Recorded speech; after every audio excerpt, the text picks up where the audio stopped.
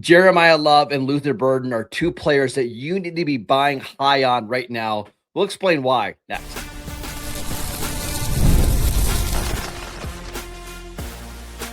You are Locked On Dynasty Football, part of the Locked On Podcast Network. Your team every day.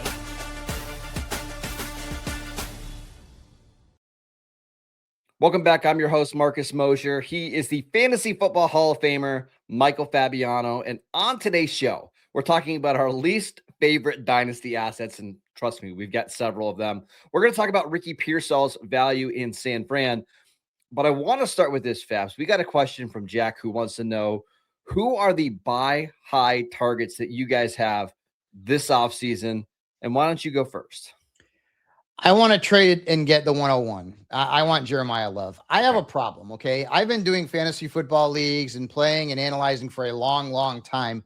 And when I see a running back with the upside of a guy like Jeremiyah Love, I fall in love. And I want to move up and try to acquire that player.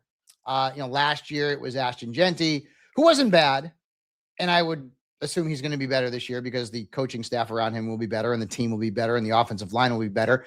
But I love this kid in terms of his potential, his upside. He reminds me a lot of a guy like Jamal Charles. So I am all in on trying to move up to get the 101. In one of my leagues, I have Josh Allen and Drake May. And to be quite honest with you, I would probably trade either one of them to get the 101. It's only a one quarterback league, but these are arguably the two best quarterbacks in fantasy football when you're talking about dynasty. I'd also be willing to trade a higher end wide receiver. I'd also be willing to trade a player and my first round pick. I really want to move up and get Jeremiyah Love. I'm very aggressive when it comes to pass catching running backs who are dynamic and will be automatic centerpieces for no matter where they land in the NFL. And Jeremiyah Love checks all those boxes. You could also just chalk it up to me being some people would call a bandwagon fan. I would say no, of the New York Yankees, or maybe it's the Dodgers at this point, right? Anytime there's that big name player who's available, I want that player. And that player to me, among the three that I want the most, is Jeremiyah Love. Here's why you should be buying high, though, right now, is that first round running backs really don't lose value at all in the first couple of years. A great example, right? Ashton Genty had, I think, what we would say a disappointing rookie season. Now, he wasn't bad, but it did not live up to expectations, correct? Correct. He is still RB3 right now on Dynasty League football and 10th overall in startup drafts. Like, his value, it remains unchanged despite a rough rookie season. Omarion Hampton was even more disappointing than what Genty was, and he's the RB7 right now, 17th overall. So, like, he actually gained value this offseason, despite a wonky rookie season. Jeremiyah Love is currently his RB4. He would have to have a serious injury, and I'm looking for wood to knock on because I do not want that to happen. Yeah, we don't want that. There's just no downside here for Jeremiyah Love. So I agree with you. I think if you can go up and get him now or get the 101, I think at worst case scenario, you're getting a top 5 running back, and there's a good chance by this time next year, Fabs, he's the clear-cut RB1 in Dynasty. I'm with you. Go get the 101 now before it's too late. If I had Christian McCaffrey and I could trade him and a draft pick to get the 101, I'm doing it all day long. Of course. If I have Jonathan Taylor, to be quite honest with you, I may be making that move as well. Jonathan Taylor for the 101 for Jeremiyah Love straight up, that also would intrigue me. So I am not going to go cheap here. I am willing to draft high-end players and draft capital to get Jeremiyah Love. And if you need a running back, you should too, because Marcus and I have talked about this the entire offseason. This running back class is not great. A guy for me that I'm willing to buy high on right now is Colston Loveland. He's tight end 3 over on Dynasty League football, 27th overall. And I just believe in the talent. I don't think he's all that different from Brock Bowers and Trey McBride. I like his quarterback situation better than both of those guys. Now, there's a lot of mouths to feed in that Chicago offense, but I think you saw it in the second half of last year, what kind of weapon he can be. I think there's a pretty big drop-off after the top 3 tight ends. I still really like Tyler Warren and Harold Fannin, but I want one of those top 3, and I'm willing to pay sticker price or even 110 cents on the dollar to go get Colston Loveland. All right, question for you. And I agree with you. There is no fantasy analyst in his right mind who doesn't love Colston Loveland. And we got a lot of love on the show in the first two picks. Here's my question to you, Marcus. If you are in a position to get Kenyon Sadiq in your rookie only, would you take him or would you trade that pick to get Colston Loveland? Oh, trade it in whatever else I needed to go get Loveland. Whatever I needed. Well, okay, so you are that much higher on Loveland than you are Sadiq. Okay. To me, like if I was doing a startup draft right now, I would have no problem taking Loveland in the middle of the second round. So you're talking about like a top 20 asset for me for Sadiq. I think he's a good player, but he should be like a 7th or 8th round pick. So yeah, I would trade that first round pick and whatever else it took to go get Loveland. Yeah, very interesting. I always poo-poo the tight end position, and I will continue to do that. But it is getting younger to a degree, and maybe it's going to get even better this year if we see, Sadiq and Stowers maybe come out and become instant impact players. All right, so who else do you got? Emeka Egbuka, baby. Good call. When the Niners acquired Mike Evans as a free agent, I became even more all in on Emeka Egbuka. And I was in on him last year. I said on the podcast that there is a world where he could be the number one fantasy targeted wide receiver in Tampa Bay as soon as 2026. Guess what? That's exactly what he is. And with the targets that have been made available with Evans' departure in an offense where Egbuka will be the number one option for Baker Mayfield, I'm all in on this kid. Like, I know it's like an easy and maybe some people would say lazy comparison, but I really think this kid could be Jackson Smith and Jigba 2.0. When you look at Njigba, he comes out of Ohio State. He's stuck behind DK Metcalf and Tyler Lockett. Year 2, he's very good. Year 3, boom. Okay. And I think you can get a boom from Egbuka this upcoming season. I know Chris Godwin is there, but honestly, I think Godwin's past his prime and Egbuka's the guy. He's the future for the Tampa Bay Buccaneers. So I really want to get my hands on Emeka Egbuka here at some point before the season starts. I'm with you. I think he's a outstanding value right now as wide receiver 13. In fact, most of the receivers in that range, I would take Egbuka clearly over him. The one that I'm willing to buy that's right around there is Rashee Rice. And I know this is going to be controversial, but I believe in the talent. And I think with Eric Bieniemy back as the offensive coordinator, they're going to be a little bit more aggressive throwing the ball down the field. Rice is fully healthy. He's going to have a full offseason. Now his quarterback won't, but it seems like Mahomes is trending in the right direction. And whenever Rashee Rice is healthy and Mahomes is on the field, he is a bona fide number one receiver. We saw that play out even last year when he was on the field. I'm willing to buy Rashee Rice at full price in my dynasty leagues. And full price to you would be what? A first top 15 receiver plus whatever top 15 wide receiver prices. Okay. When he's on the field, yeah, I mean, we've seen him put up great numbers, and he's the future of that Chiefs passing game. You know what I'm going to say? The one issue is that he's a knucklehead. He's already gotten involved in 2 incidents. One where he was suspended for 6 games, another where we know that he's been cleared. But where there's smoke, there's fire, and I understand that there's risk. And sometimes some people are willing to take that risk. Marcus obviously is willing to take that risk with Rashee Rice. But if this kid can keep his head on straight and stay in the straight and narrow, he's got a shot to be a top 8 fantasy wide receiver for the next several years. We saw a pace at one point where he was like 1,400 yards and 14 or something touchdowns. Like he can be one of the top 5 fantasy receivers. I'm willing to buy the price. Who's your last player? Luther Burden. Yeah. And you guys know I love Rome Odunze too, so I guess you could kind of throw him in the mix here as well, which other one I could get. I'm not going to go like you're saying you're all in on Rashee Rice and you're going to give up whatever you need to get him. I don't know if I'm there with Burden because I really don't know if it's going to be him or Rome Odunze as the number one option in Chicago's passing game. A lot of people would say it's Burden, just comparing Ben Johnson's offense in Detroit and how Amon-Ra St. Brown broke out and how Burden's a slot and Amon-Ra's a slot, and I totally understand that. But I do have a lot of interest. In one of my leagues last year, I bought pretty low on Burden before he ended up having a few good games at the end of the year. I ended up trading, I think it was Kayshon Boutte and Pat Freiermuth to get him. So I'm thrilled about that now because it really worked out in the end. And that is in a tight end premium league. But I would like to get my hands on Burden or Rome Odunze right now. as I've said, I am all in on this Bears offense from a fantasy perspective. I mean, you know how much I love Luther Burden. I love Colston Loveland. It's just I don't love Caleb as the fantasy asset. I do love him as an actual real life quarterback. So I'm fascinated to see what Ben Johnson does in year 2. My guess is that we're going to see the biggest leap in Chicago's offense in year 2 once he has everything installed, once Caleb's a little bit more comfortable in this offense. So I'm with you. I'm buying as many of these Chicago Bears players as possible. All right, let's talk about Ricky Pearsall. We got a question from a listener who wants to know, is this the perfect time to buy low on Ricky Pearsall? We'll get to that next. This episode is brought to you by FanDuel.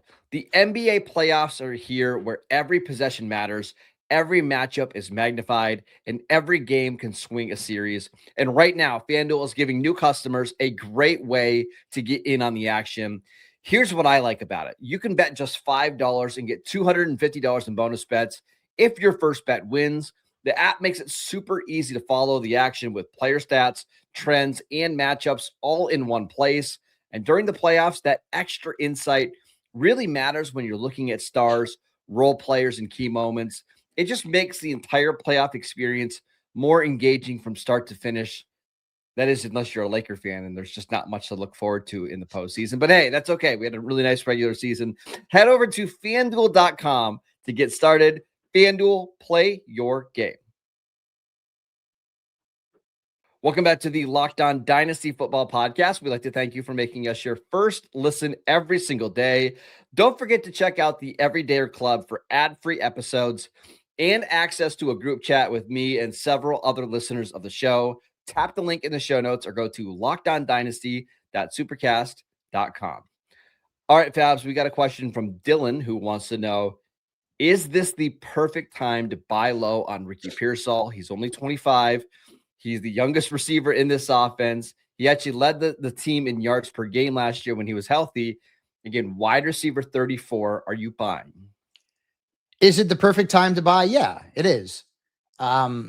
Is there a boatload of risk involved? Absolutely. And I'm not giving up a whole heck of a lot for Ricky Pearsall. Now, he's played in 20 games in his first 2 years in the NFL. Obviously, the first year, where he was shot, not his fault. But last year, he missed 8 games because of injuries.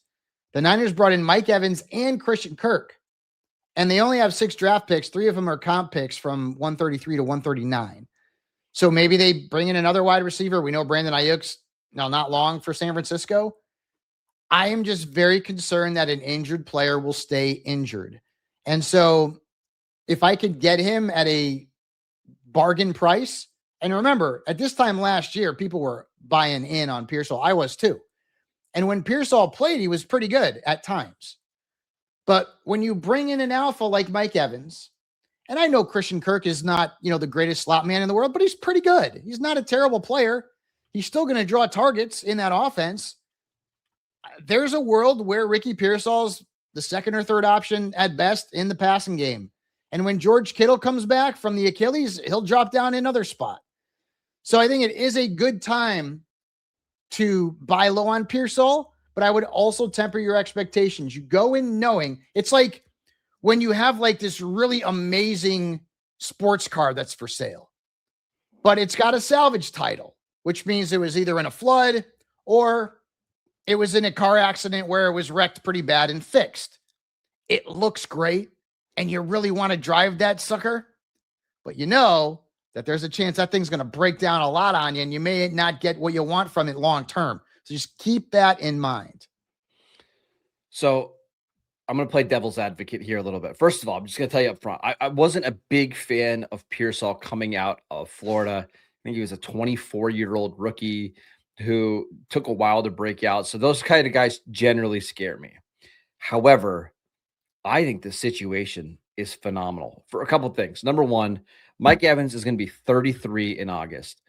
And typically receivers just do not age well into their, mid 30s. Like we can look at the history of the NFL, and you and I love NFL history. How many receivers switch teams in their, 31, 32, 33 seasons and never did anything on the next team. I mean, my goodness, the Titans and the Ravens are just graveyards for all these, former great receivers, right?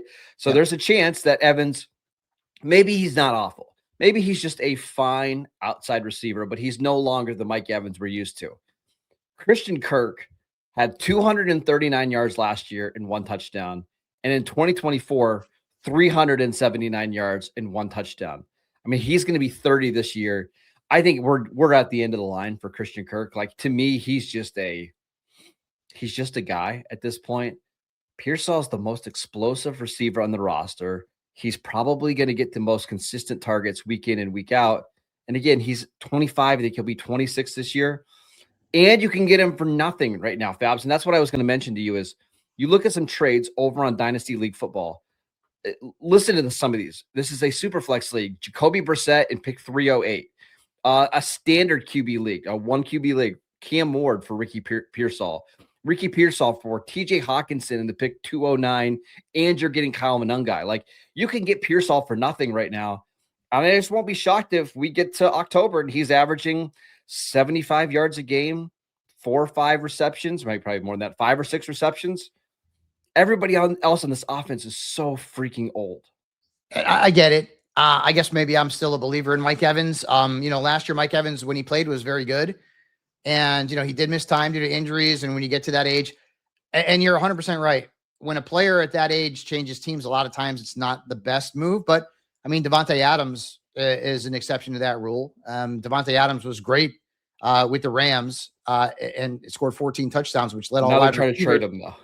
So, no, I get it. I understand. But it wasn't because he didn't look good last year, because he looked like the same DA that we've, come to know and love. So I don't know that Mike Evans is going to make that level of an impact. I guess I'm just I'm less worried about Evans not being the same guy as he was just last year. And I am worried that Pearsall isn't going to get consistent targets, especially when George Kittle comes back. So it's going to be an up and down sort of scenario. And yes, he's the most explosive wide receiver on the team. There's no question about that. It's just that durability, man. I mean, it doesn't even just start back to his rookie year. I mean, it goes back to college too. But that also concerns me. But again, if you're taking that chance on him, where I don't know if he's basically free, but he's on that road, then I would definitely take a chance on him. He's being drafted behind guys like DJ Moore, Alec Pierce, Casey Concepcion. DK Metcalf is right in that range. I could see a lot of those, though, Marcus. I mean, you'd rather have Pearsall over Concepcion? I wouldn't. Probably. It's close. But I'd rather have him over DJ Moore and Terry McLaurin. Debatable. It's just because of the age, right? Terry McLaurin's going to be 31, and he's coming off a year where he had a bunch of soft tissue injuries. Like, I just get really spooked by those receivers that are in their 30s, and I think that's my concern with this whole San Fran offense. It's all built on older players. Christian McCaffrey, George Kittle, and Mike Evans. I just don't know if you're going to be able to get through a 17-game schedule with the defenses that they play in that NFC West. I think you're going to have to rely on the young legs. And I know that Pearsall's not durable, but that's baked into his price right now. Like, if he misses 4 or 5 games, okay, that's fine. I still think when he's on the field, he's going to be the most productive receiver in that offense. The potential is there for that to happen. I guess I'm a little. You're just out. I'm a little just torn on that, because I do have Pearsall, and I was expecting big things last year, and it just didn't happen.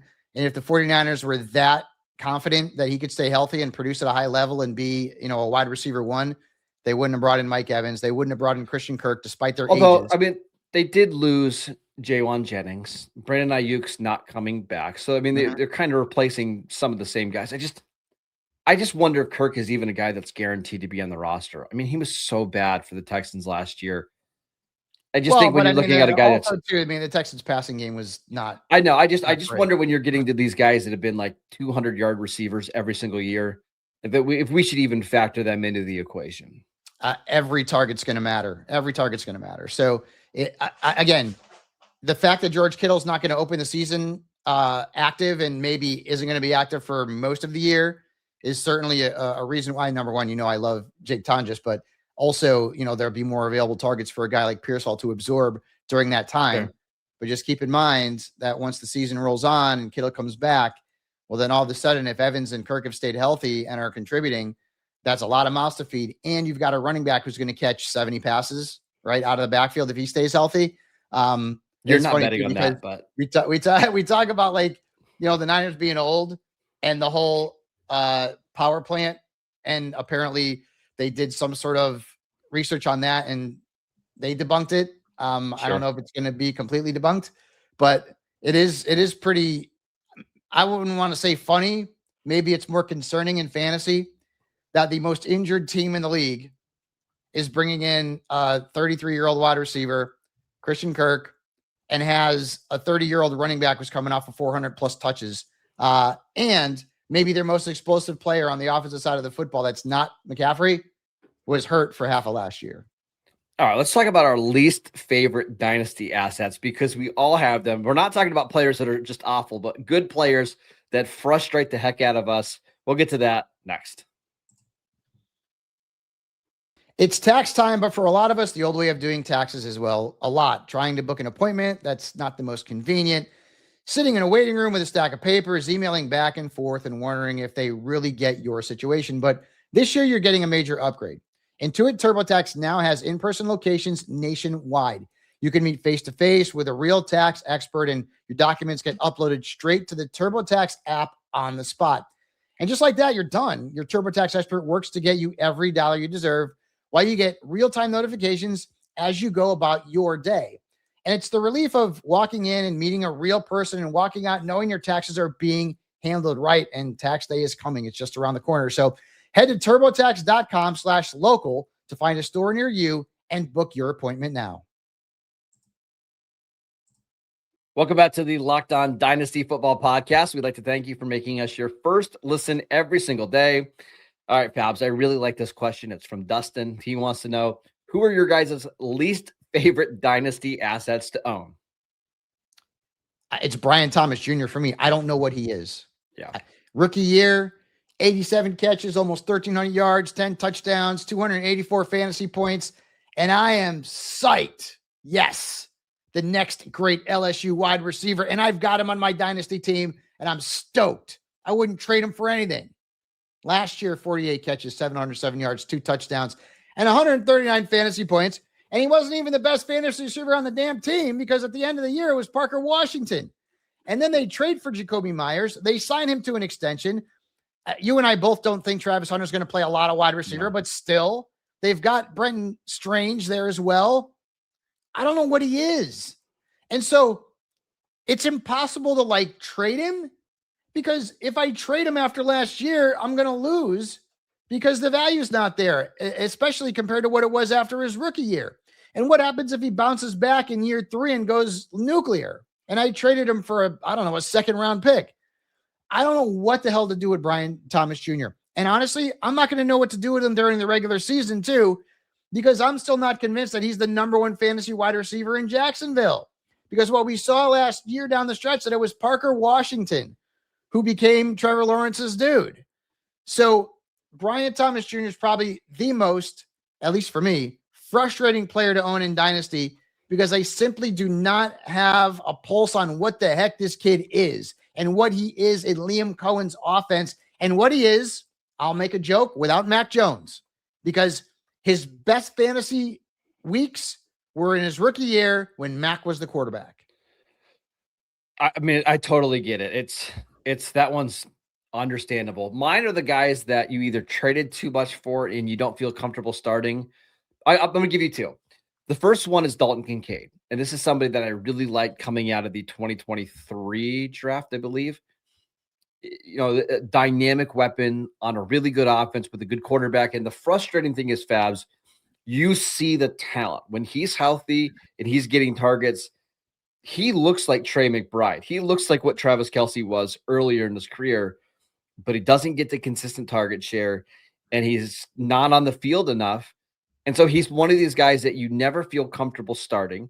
And honestly, you shouldn't be starting him, but you end up starting him because he's Dalton Kincaid. He's a first-round pick with the Buffalo Bills, and he actually ends up hurting you when it comes to winning your matchups. So that's one. The second one is Kyle Pitts, and I'm going to tell you a little story about when I tried to buy high I can't on a wait. player. March 2022, I'm in a tight end premium league, and Kyle Pitts is coming off the best rookie season of all time. Okay, he had 1,000 yards. He was the only other tight end to ever do that at the time was Mike Ditka. Over on Dynasty League Football, the top 5 Dynasty assets on March 2022: Jonathan Taylor, Jamar Chase, Justin Jefferson, Najee Harris, and Kyle Pitts. Look how fast things changed. I ended up trading 3 first-round picks in that year's draft that ended up becoming Garrett Wilson, Chris Olave, and Drake London for Kyle Pitts. And now I'm stuck. And I will never trade him away because, and I know it's a sunk cost fallacy, right? I'll never trade him away because I gave up so much. But you also watch these games, like his game against Tampa Bay, and you convince yourself that that player's still in there. He can still be this dominant tight end asset. But every time I look at him on my fantasy roster, I get mad. So he's my least favorite asset right now. And, I don't want to poo-poo on you too much, but go ahead. It's one of the worst trades you'll ever see.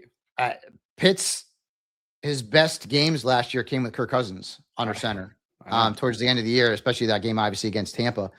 And I guess right now he's the number 2 receiver in that offense behind Drake London because they don't really have a number 2 wide receiver who's better. And, when you look at, what that offense, and I think it's going to be Tua who's going to be under center for Atlanta in week 1, and what that offense could potentially look like. I think the targets are going to still be there, but he wasn't consistently startable until the second half of the year and when Cousins took over. And I know you don't love Tua Tagovailoa. I don't know how you can after last year, over the last couple of years. And so I'm kind of thinking we may see regression with Kyle Pitts to a degree. We might. It's probably very possible. And that concerns me because, me with the magical season kind of thing. And Pitts was what, the tight end 2 last year? I mean, he was very, but it was all condensed into like a handful of games where he was very good. And the other games, he, wasn't so great. So the good thing is that Kevin Stefanski has always been a guy whose tight ends have played very well in Cleveland. David Njoku was a top 6 tight end. Fannin was top 6 last year as well. So we kind of know that, which is a positive for Kyle Pitts. But I do wonder if last year was his ceiling year and he's not going to be able to reach those fantasy heights again. We'll find out. But but Pitts is not only frustrating like now, but he's been frustrating almost his entire career. I know. He was good as a rookie. And then after that, we all were like, what the heck's going on with him? Last year, second half, he's good. So then all of a sudden you start feeling better about it. But I wonder if a deal was to be made like that right now and it was like Kenyon Sadiq, what would you be thinking? Being that player from my league, it makes me cry even thinking about that trade. So shout out to Matt for getting the best trade ever over me. Not all wins, man. All right, that is it for today's show. We'd like to thank you for making Locked On Dynasty your first listen every single day.